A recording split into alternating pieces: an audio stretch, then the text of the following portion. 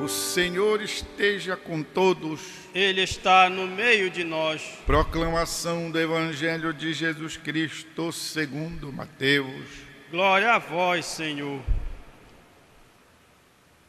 Naquele tempo, os discípulos aproximaram-se e disseram a Jesus: Por que tu falas ao povo em parábolas? Jesus respondeu: Porque a vós foi dado o conhecimento dos mistérios do reino dos céus, mas a eles não é dado.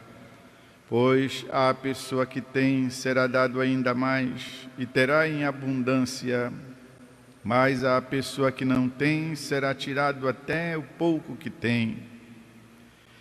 É por isso que eu lhes falo em parábolas, porque olhando eles não veem, e ouvindo eles não escutam, nem compreendem.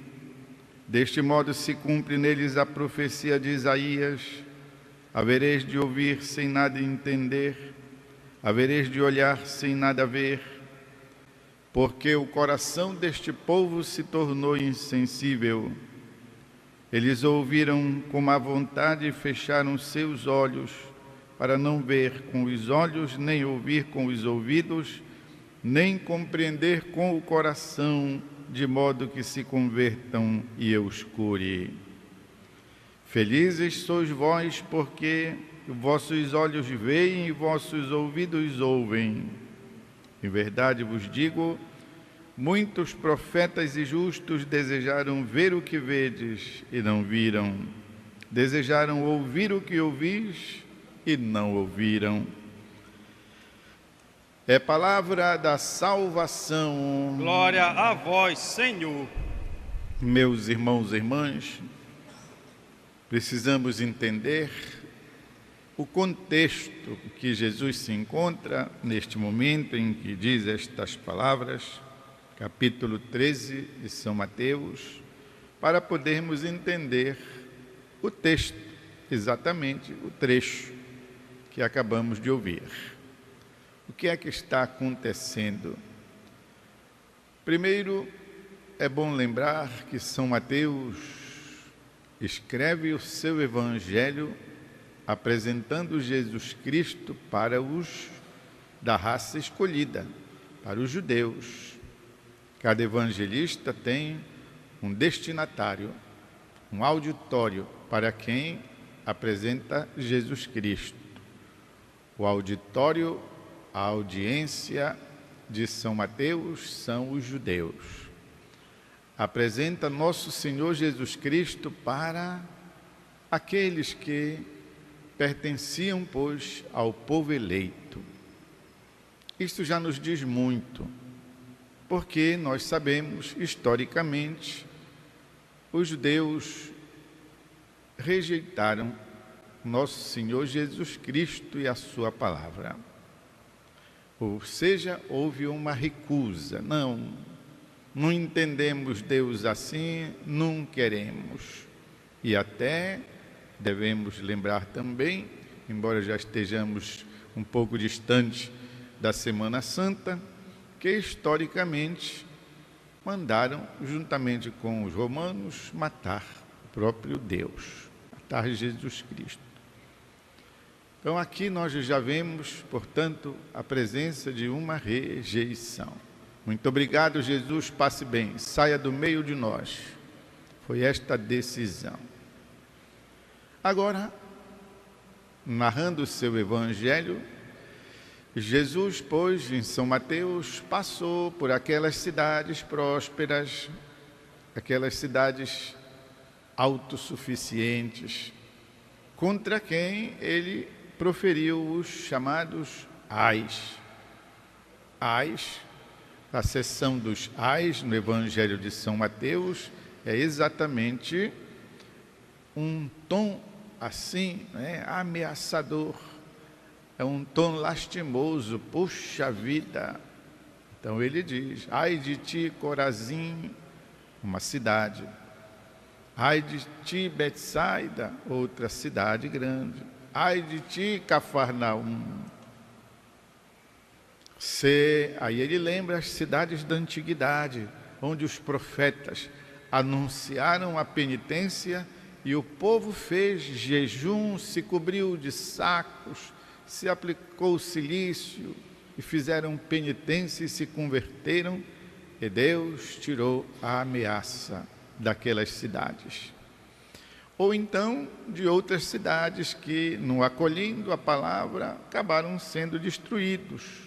Então, coloca nessa lista Tiro, Sidônia, Sodoma, Gomorra, aquelas cidades pecadoras da antiguidade, que se tivessem recebido o próprio Senhor, se teriam convertido, ao invés as cidades do tempo de Jesus, que ele pessoalmente está lá, não querem nem saber. Mais uma vez, pois, a rejeição. Não queremos Deus em Jesus Cristo. E é por isso que agora, explicando as parábolas que Jesus contou, os discípulos vêm dizer, nos explica por que tu falas em parábolas. E Jesus, aí, repetindo Isaías, faz não uma ameaça, uma constatação. Ora, o que dizer do coração que rejeita Deus?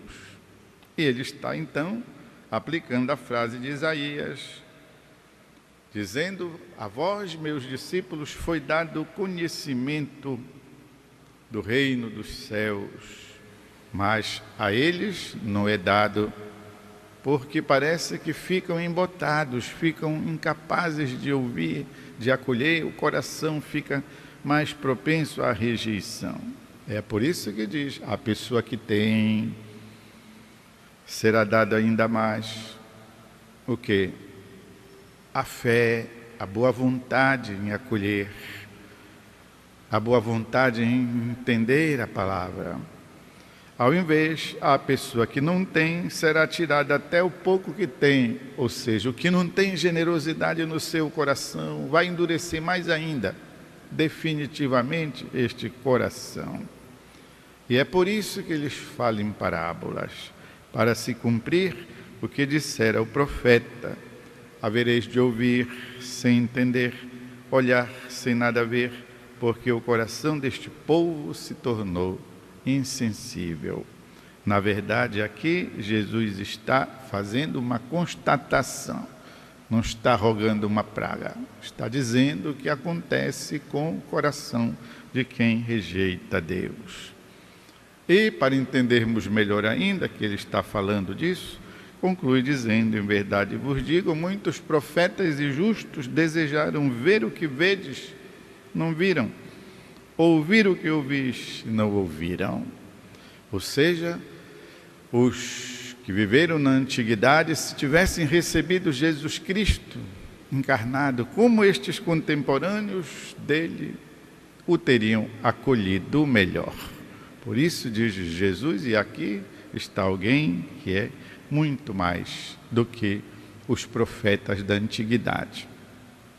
Queridos irmãos e irmãs, o nosso coração foi feito para Deus.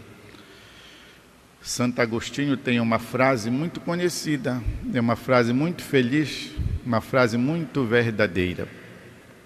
Deus criou o nosso coração para Ele.